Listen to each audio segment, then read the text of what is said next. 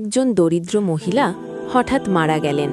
তার মেয়ের কাছে কোনো টাকা না থাকায় মেয়েটি পুরাতন ছেঁড়া একটা চাদর পুড়িয়ে দাফন করে দেয়। পরের দিন মেয়েটি কান্না করতে করতে ঘুমিয়ে পড়ে। তারপর স্বপ্নে মেয়েটি তার মাকে দেখতে পায়।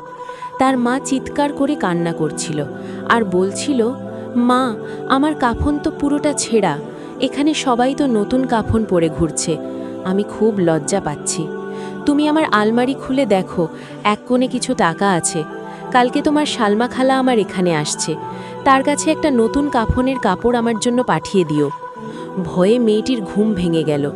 দৌড়ে মেয়েটি আলমারি খুলে দেখল সত্যিই সেখানে কিছু টাকা রয়েছে। সে পরের দিন সালমা খালাকে স্বপ্নের কথা বলল। সে শুনে অবাক হয়ে গেল এবং সে সঙ্গে সঙ্গে হার্ট অ্যাটাক করে মারা গেল। মেয়েটি টাকা নিয়ে দৌড়ে বাজারে গেল এবং একটি নতুন কাফনের কাপড় কিনে আনলো। মেয়েটা তার খালার সাথে কাপড়টি দাফন করে দিল। মেয়েটার মা আবার স্বপ্নে এলেন, সাথে তার খালাও ছিল।